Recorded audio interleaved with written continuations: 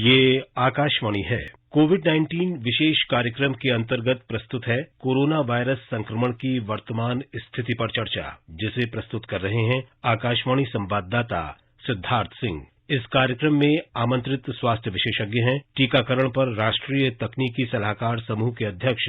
नमस्कार श्रोताओं, स्वागत है आपका कोरोना जागरूकता श्रृंखला के एक और एपिसोड में। आज वर्ल्ड डायबिटीज डे है। ये दिन इंसुलिन हार्मोन की खोज करने वाले वैज्ञानिक सर फ्रेडरिक बेंटन की जयंती पर लोगों को डायबिटीज के प्रति जागरूक करने के लिए मनाया जाता है। इस साल वर्ल्ड डायबिटीज डे की थीम है access to diabetes care, if not now when. इस थीम के पीछे वजह यह है कि विश्व में एक अनुमान के अनुसार लगभग 43 करोड़ लोग डायबिटीज से पीड़ित हैं, लेकिन वो अपना ध्यान नहीं रखते हैं। हमारा देश तो डायबिटीज कैपिटल कहलाता है और हमारे देश में युवाओं में भी डायबिटीज तेजी से बढ़ रहा है। इंटरनेशनल डायबिटीज फेडरेशन की रिपोर्ट के अनुसार 2030 तक भारत में 10 करोड़ से ज्यादा डायबिटीज के मरीज हो सकते हैं। श्रोताओं, अगर कोविड की बात करें तो धीरे धीरे देश में कोविड के मामलों में कमी आ रही है, साथ ही स्वस्थ होने की दर में भी लगातार सुधार हो रहा है। भारत में चल रहे विश्व के सबसे बड़े कोविड टीकाकरण अभियान के अंतर्गत 112 करोड़ से अधिक टीके लगाए जा चुके हैं, जो अपने आप में एक रिकॉर्ड है। तो आइए कार्यक्रम की शुरुआत करते हैं टीकाकरण के इस संदेश से।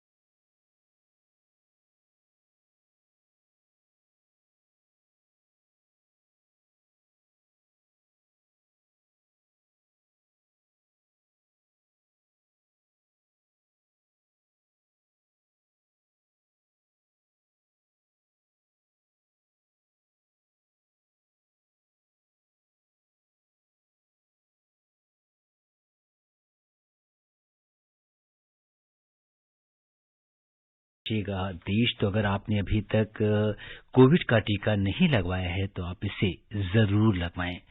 और राष्ट्रीय कोविड टीकाकरण अभियान की बात करें तो 12 करोड़ से, जैसा कि हमने बताया कि 112 करोड़ से अधिक टीके लगाए जा चुके हैं। और पिछले 24 घंटे की अगर हम बात करें तो 57,43,000 से अधिक लोगों का वैक्सीनेशन किया गया है। इस बीच अगर कोविड के हम नए मामलों की बात करें तो वो 11,000 से ज्यादा पिछले 24 घंटे में नए मामले आए हैं, और जबकि 11,000 से ही ऑलमोस्ट इतने ही अधिक रोगी स्वस्थ भी हुए हैं।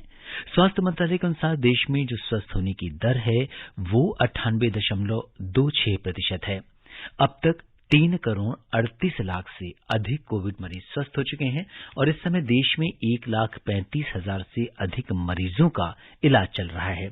देश में 62 करोड़ 37 लाख से अधिक कोविड नमूनों की जांच की जा चुकी है और कल एक दिन में करीब 12,55,000 सैंपल्स की जांच की गई है। तो ये तो था कोविड का लेखा जोखा।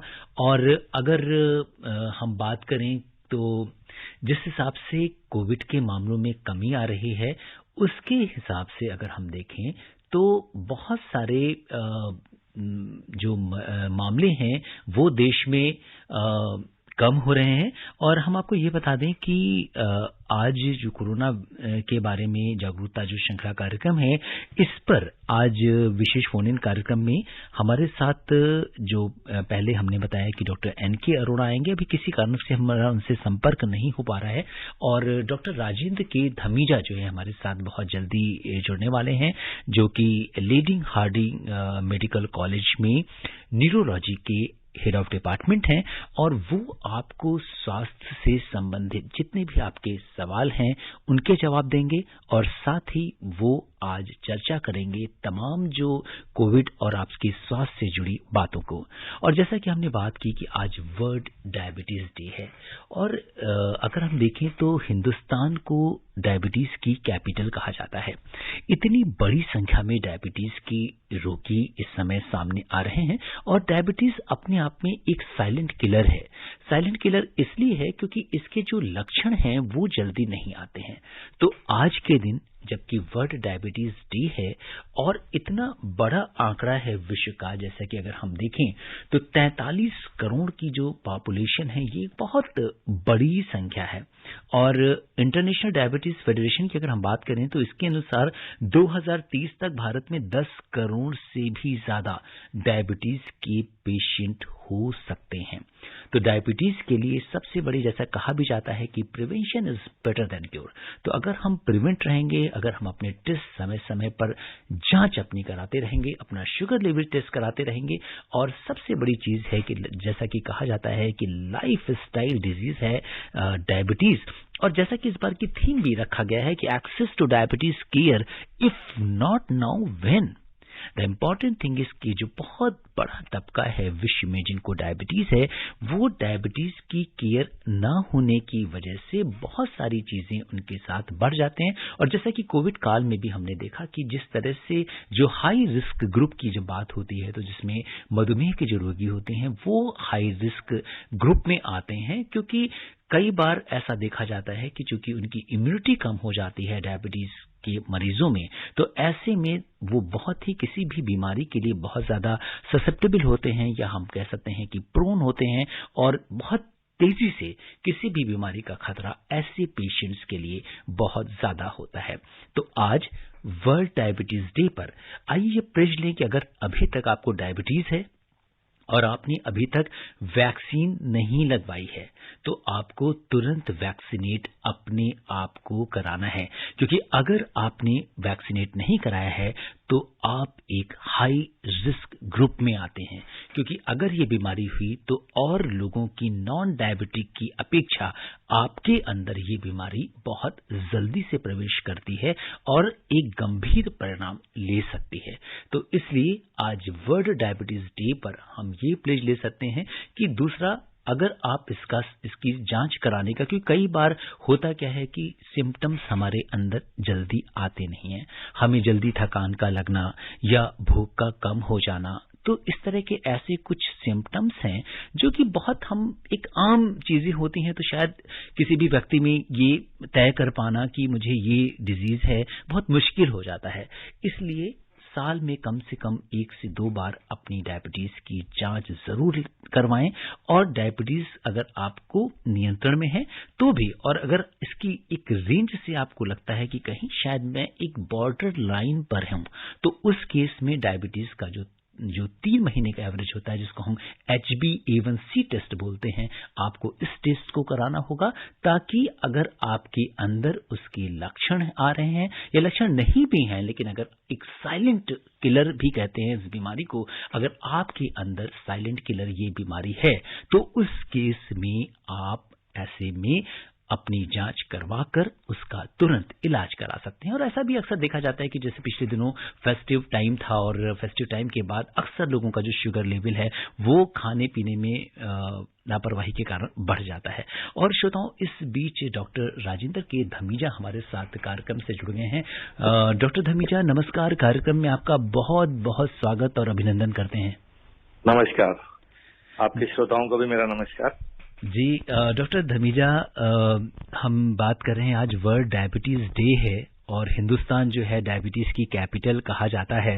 और हालांकि न्यूरोलॉजी में आपका बहुत लंबा एक्सपीरियंस है, लेकिन डायबिटीज एक ऐसी समस्या है जिसको अगर हम देखें तो हमारे देश में और स्पेशली ऐसा भी देखा जा रहा है कि युवाओं के अंदर इसके मामले बहुत ज्यादा बढ़ रहे हैं। तो आज के दिन आप इस पर क्या कहना चाहेंगे, क्या सलाह देंगे लोगों को? देखिए, वर्ल्ड डायबिटीज डे जो है एक बहुत इंपॉर्टेंट लैंडमार्क है लोगों में अवेयरनेस क्रिएट करने का। और हमारे देश में ऐसा देखा गया है और हम लोग कहते हैं कि हम डायबिटीज की कैपिटल है जी। या डायबिटीज का एपिडेमिक जो है हमारे देश में चल रहा है और आने वाले समय में इसकी संख्या और बढ़ेगी। इसके दो मुख्यतः कारण हैं। एक तो हमारा चेंजिंग लाइफस्टाइल, जिसमें लैक ऑफ फिजिकल एक्टिविटी और एक्सरसाइज, और दूसरा जो है डाइटरी हैबिट।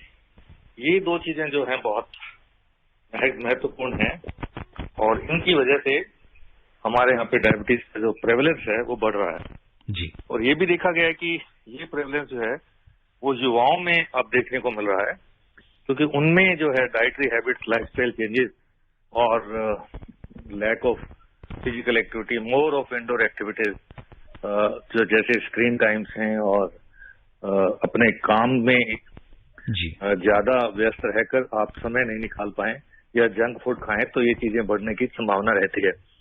ये भी देखा गया है कि साउथ एशियन एथनिक ग्रुप जो है जिसमें हम लोग आते हैं, हम डायबिटीज के थोड़े से ज्यादा जेनेटिकली प्रोन हैं जी। तो अगर आप देखें डेवलपिंग कंट्रीज में डायबिटीज का जो लोड है वो डेवलप कंट्रीज से भी ज्यादा है जी। और भारत की जनसंख्या इतनी है 135 करोड़ के से भी अधिक, तो ऐसा लगता है कि एब्सोल्यूट नंबर जो डायबिटिक्स के हैं वो बहुत ज्यादा हैं, क्योंकि नंबर्स की बात करें तो प्रेवलेंस जो परसेंटेज के हिसाब से भी जो एब्सोल्यूट नंबर्स हैं बहुत ज्यादा बैठते हैं जी। आज का दिन जो है वो बहुत महत्वपूर्ण है कि हम युवाओं में ये अवेयरनेस पैदा करें कि फिजिकल एक्टिविटी को बढ़ावा दें।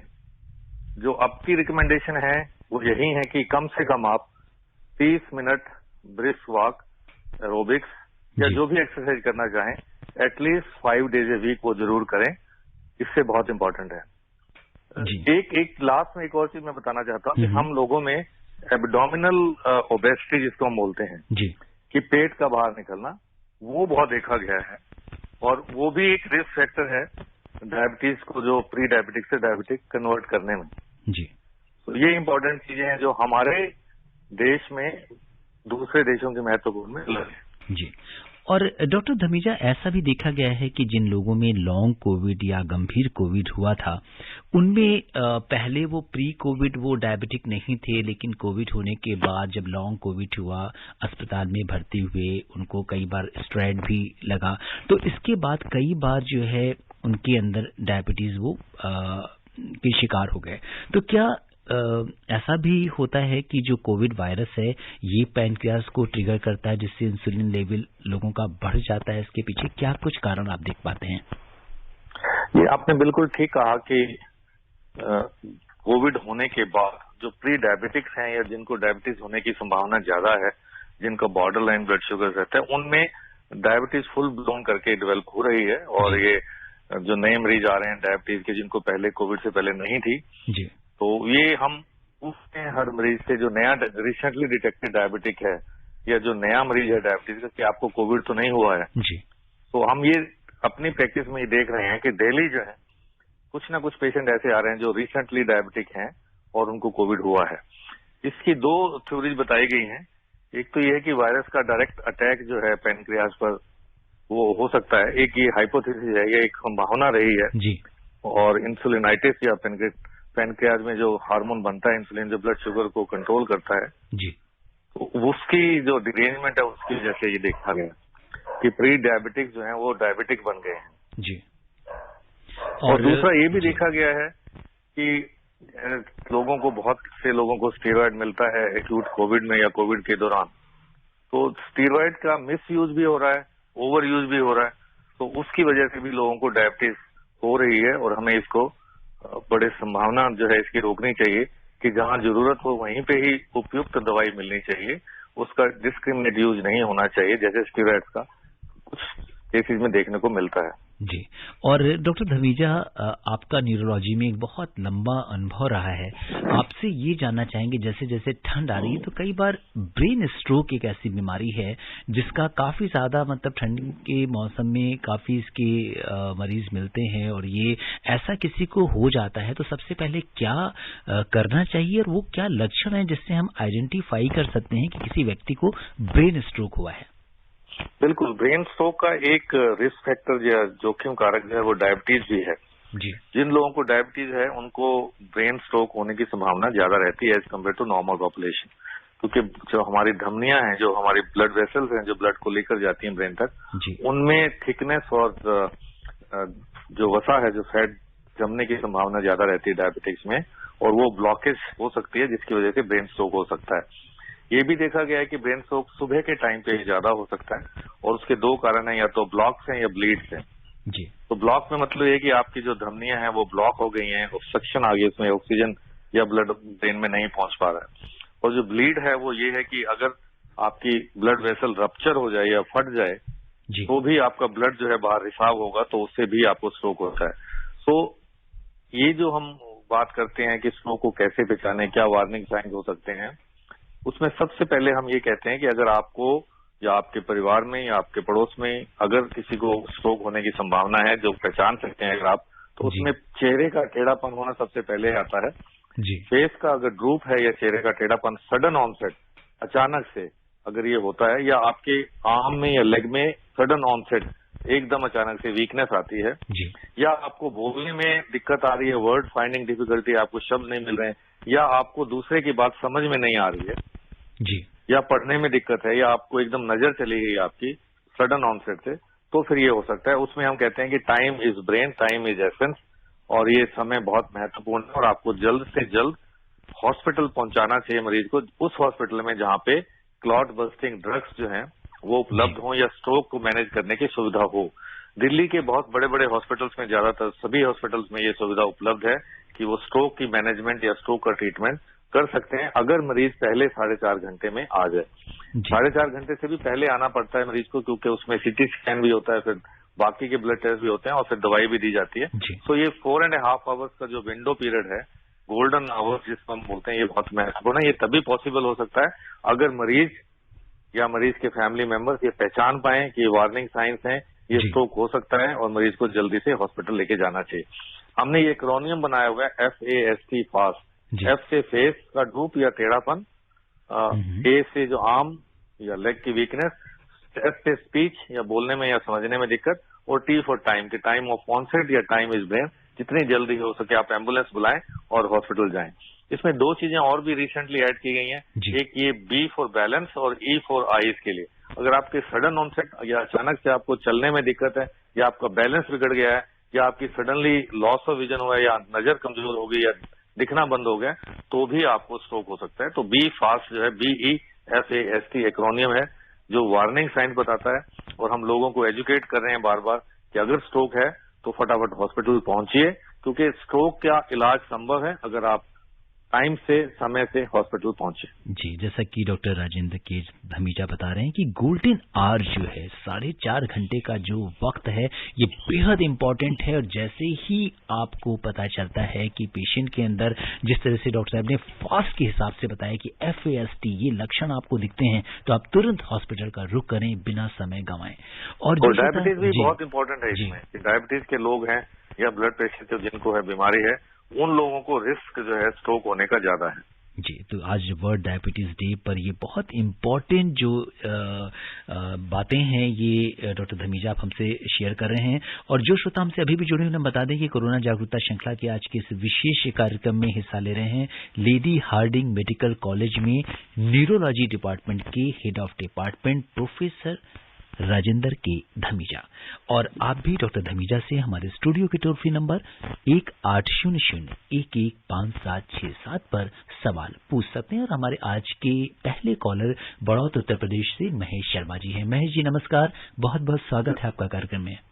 नमस्कार जी, स्वागत तो हमेशा आपका हमारे दिलों में हमेशा रहता है जी, बहुत बहुत धन्यवाद। जी महेश जी बताएं। मैं आज डॉक्टर साहब से ये पूछना चाह रहा हूँ जी हमारी लापरवाही के कारण लोग बाग जो है बहुत ज्यादा लापरवाही कर रहे हैं और इस वजह से भीड़ होती है और ना कोई मास्क लगाता ना कोई दूरी का पालन करता। 10% जो है मास्क सही ढंग से लगाते हैं, बाकी 90% लोग मास्क नहीं लगाते ढंग से। जी डॉक्टर धमीजा, देखिए हम ये कह सकते हैं महेश जी समय समय पर अपनी चिंता जताते रहे हैं और लोगों को जागरूक करने का भी काम करते हैं। इससे जुड़ी एक बात और डॉक्टर धमीजा आपसे करना चाहेंगे कि एक बड़ा तबका लोगों का ऐसा है जिसने अभी वैक्सीनेशन की सेकेंड डोज जो है वो नहीं ली है, जिनकी ओवरड्यू हो रही है और ऐसे लोगों का एक बहुत बड़ा आंकड़ा है जो अभी कुछ दिनों पहले सरकार ने शेयर किया।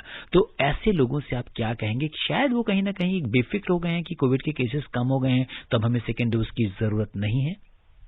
बिल्कुल ठीक कहा आपने। और मैं आज ही बेंगलोर से लौटा हूं और जब मैं गया एयरपोर्ट पे, मैं अपने ऑफिशियल काम से गया था और एयरपोर्ट पे मुझे ऐसा लगा कि एकदम मेला जैसा लगा हुआ है और लोग जो है बिल्कुल ये सोच के बैठे हैं कि अब कोविड खत्म हो गया है। और आते हुए भी मुझे बेंगलोर एयरपोर्ट पे ही ऐसा ही महसूस हुआ कि लोगों में वो सतर्कता नहीं है जो 6 महीने पहले थी। तो मैं आपके माध्यम से फिर यही कहना चाहता हूँ, ये बिल्कुल ठीक कह रहे हैं आपके श्रोता कि लोगों में थोड़ा सा जो है अब लापरवाही आने लगी है क्योंकि कोविड के केसेस कम हो रहे हैं और लोग ये समझते हैं कि वैक्सीनेशन हो गई है। लेकिन पूरी तरह वैक्सीनेशन तभी होगी जब हम सब लोग दोनों डोजेज लगवा सकें जी। तो पहली डोज के बाद पार्शियल प्रोटेक्शन हो सकता है, लेकिन जब तक आप सेकेंड डोज नहीं लगवाएंगे आप फुली प्रोटेक्टेड नहीं है। खुद बचाव के लिए आपको सेकेंड डोज के लिए आगे आना पड़ेगा, उससे आप भी बचेंगे, आपके परिवार के लोग भी बचेंगे और समाज में भी कोरोना को भगाने में हमारी सहायता मिलेगी। तो मैं अपील करता हूं कि जिन लोगों ने अपनी पहली डोज लगवाई है और जब भी समय आने पर उनकी सेकेंड डोज का नंबर हो वो जरूर जाएं। इसमें बिल्कुल भी लापरवाह ना करें क्योंकि ये आपके लिए भी खतरनाक हो सकती है और बाकी लोगों के लिए भी खतरनाक हो सकती है। आप देश के इतने बड़े वैक्सीनेशन ड्राइव में हिस्सा ले रहे हैं और ये आप अपना योगदान कर रहे हैं, आपको इसमें गर्व होना चाहिए और ना केवल आपकी जान बचेगी लेकिन औरों की भी जान बचेगी। जी बिल्कुल। और अब रुक करते हैं मध्य प्रदेश में रीवा का, जहां से रामजी गर्ग हमारे साथ कार्यक्रम में जुड़ गए हैं। रामजी नमस्कार, स्वागत है आपका कार्यक्रम में। सर राम राम और डॉक्टर साहब को भी हमारा राम राम। नमस्कार। सर डायबिटीज जैसे कि कम हो जाता है तो लोग कहते हैं कि मीठा खिला दीजिए तो थोड़ा बढ़ जाएगा, ठीक हो जाएगा। तो कभी कभी उनका ओवर भी हो जाता है तो अधिक हो जाने पर क्या खिलाया जाए कि कम हो जाए? जी डॉक्टर धमीजा, ये बात है कि शुगर लेवल डाउन होने पर शुगर हम देते हैं, लेकिन अधिक हो जाए तो क्या करें? देखिए, डायबिटीज की बीमारी जो है वो हमारे इंसुलिन हार्मोन की कमी या उसके प्रॉपरली काम ना करने से होती है और उसका इलाज भी वही है कि जो दवाइयां इंसुलिन को काम करने में मदद करती हैं वही दवाइयां हम देते हैं। और डायबिटीज एक ऐसी बीमारी है जिसको हम कंट्रोल कर सकते हैं और ये लाइफ लॉन्ग की बीमारी है, लाइफ के साथ साथ चलती है और इसकी बहुत सारी कॉम्प्लिकेशंस हैं जो लॉन्ग टर्म कॉम्प्लिकेशंस हम इनको बोलते हैं। ये आपकी किडनीज पे असर करती है, किडनी खराब हो सकते हैं, आपके नसों पे असर करती है, आपकी नसें खराब हो सकती हैं, आपको स्ट्रोक हो सकता है, आपको हार्ट अटैक हो सकता है। तो ये सब जो टारगेट ऑर्गन डैमेज हैं ये डायबिटीज की लॉन्ग टर्म कॉम्प्लिकेशन से हमें होते हैं। और जब डायबिटीज 5 से 10 साल के बाद और ज्यादा लंबी चलती है और जो कंट्रोल नहीं करते हैं उनमें ये संभावना रहती है। तो ये बड़ा इंपॉर्टेंट है कि डायबिटीज को पहले प्रिवेंट करें और अगर डायबिटीज हो गई है तो उसका इलाज करें और इसमें बिल्कुल कोताहट ना बरतें। ये कंट्रोल कर सकते हैं, क्योर नहीं कर सकते हैं, इसको लाइफ के साथ साथ चलेगी। और इसकी कॉम्प्लिकेशन से आपको पता होगा कि किडनी की कितनी प्रॉब्लम्स जो है हमारे देश में लोग इससे ग्रस्त हैं और जितनी कोशिश है कि डायलिसिस हो या ट्रांसप्लांट हो, इतनी लंबे टाइम पर अगर डायबिटीज रहेगी और कंट्रोल नहीं कर पाएंगे तो ये सब बीमारियां होने की संभावना है और ये जानलेवा बीमारियां हैं जैसे किडनी का फेल होना। तो ब्लड शुगर अगर आपका कंट्रोल में नहीं है या इरेटिक है या ज्यादा है तो आप अपने चिकित्सक से की सलाह से अपनी दवाइयां शुरू करें। डाइट को प्रॉपरली लें जैसे डाइट आपको हिदायत दी जाती है और फिजिकल एक्टिविटी कम से कम 30 मिनट प्रतिदिन करें, और चाहे वो ब्रिस्क वॉक हो या 10,000 स्टेप्स जिसको हम बोलते हैं 10,000 कदम जो है वो आप जरूर करें ताकि आपको आपकी जो ग्लूकोज की जो है यूटिलाइजेशन हो सके और आपकी डायबिटीज को कंट्रोल किया जा सके। जी, और अब रुख करते हैं दिल्ली का, जहां से ब्रह्मदत्त जी हमारे साथ कार्यक्रम में जुड़ गए हैं। ब्रह्मदत्त जी नमस्कार, बहुत बहुत स्वागत है आपका कार्यक्रम में। जी धन्यवाद सर, स्वागत हेतु सिधासा प्रणाम। जी प्रणाम। दासा प्रणाम। प्रणाम। दासा हमारी झाई जी हैं 70 साल की, उनकी ना डायबिटीज कंट्रोल में है। वो कहते हैं शुगर फ्री चॉकलेट टॉफी से गुड़ आया हुआ मार्केट, वो खा सकते ने, फायदेमंद है इस वेले। बहुत मन करता मिठा खान का ना, साडी झाई जी का 70 साल दे है ना, डायबिटीज कंट्रोल है उन्हां दी। मिठा खान का बहुत मन करता, कह रहे डॉक्टर साहब सवाल पूछो। बहुत अच्छी बात पूछी है आपने, बहुत अच्छी बात। और डॉक्टर धमीजा ये कहेंगे कि बड़ा ही मीठा सवाल है, एक्चुअली बहुत ही मीठा सवाल है। और जिसकी जो चीज बंद हो जाती है ना, उससे उस चीज की इम्पोर्टेंस पूछिए। जो चीज हमें सुलभ रहती है, हम कभी उसकी जरूरत के बारे में समझ ही नहीं पाते, कभी उसकी इम्पोर्टेंस ही नहीं समझ पाते। तो इस समय जो चीजें शुगर फ्री के रूप में आती हैं, कितनी सेफ है उन्हें लेना? देखिए, डायबिटीज के लिए इम्पोर्टेंट चीज है कि आप परहेज रखें। और जब लोगों को परहेज की शुरुआत में दिक्कत रहती है, उनको हम कहते हैं कि जो सैकरीन से रिलेटेड जो आती हैं प्रोडक्ट्स मार्केट में शुगर फ्री, वो हम ले सकते हैं। लेकिन मैं ये मानता हूं कि अगर आपकी डायबिटीज कंट्रोल में है तो थोड़ा थोड़ा लिवरेज जो है आपको डॉक्टर देते हैं कि कभी कभार आप जो है नॉर्मल तरीके से खाना खा सकते हैं, कम शुगर वाला खाना खा सकते हैं। लेकिन ये रोज का काम नहीं, कभी 15 दिन में अगर महीने में अगर आपको कहीं ऐसा मन करता है तो आप ले सकते हैं, प्रोवाइडेड आपकी डायबिटीज जो है कंट्रोल में रहे। तो इसमें क्या है कि आपको लंबे टाइम तक आप अपनी डाइट को भी कंट्रोल कर सकते हैं। अगर बीच में थोड़ा सा कभी कभार वो जो लिवरेज हम या जिसको रिलैक्सेशन कहते हैं वो हो सकती है, लेकिन अपने डॉक्टर की सलाह से अगर आपकी डायबिटीज लंबे टाइम से कंट्रोल में चल रही है तो या तो डाइटिशियन से आप अपना डाइट चार्ट बनाएं, जिसमें वो आपको थोड़ी बहुत रिलैक्सेशन दे सकते हैं। लेकिन याद रहे कि अगर आप शुगर खाएंगे तो आपकी जो है रिक्वायरमेंट बढ़ेगी दवाइयों की भी, और शुगर अनकंट्रोल हो सकती है। जी, और अब जुड़ गए हैं कार्यक्रम से अपने सवाल के साथ यामीन भाई, रेडियो वाला गाजियाबाद से। यामीन भाई नमस्कार, स्वागत है आपका कार्यक्रम में। नमस्कार सर, डॉक्टर साहब को भी नमस्कार। जी यामीन भाई, मैं ये जानना चाह रहा था, जैसे कि टाइम तो कम है सर, जी कि एक तो जिन लोगों को लंबे टाइम से डायबिटीज है, इंसुलिन वगैरह ले रहे हैं, तो वो वैक्सीन ले सकते हैं क्या नहीं, डॉक्टर साहब बताएंगे? तो खाने पीने में क्या थोड़ा परहेज? जी डॉक्टर धमीजा, बहुत इंपॉर्टेंट क्वेश्चन है। अगर किसी व्यक्ति को डायबिटीज है तो क्या वो वैक्सीनेशन करा सकता है? बिल्कुल करा सकता है और करानी चाहिए, क्योंकि जिनको डायबिटीज है उनको ज्यादा रिस्क है कोरोना की सीरियस बीमारी होने का।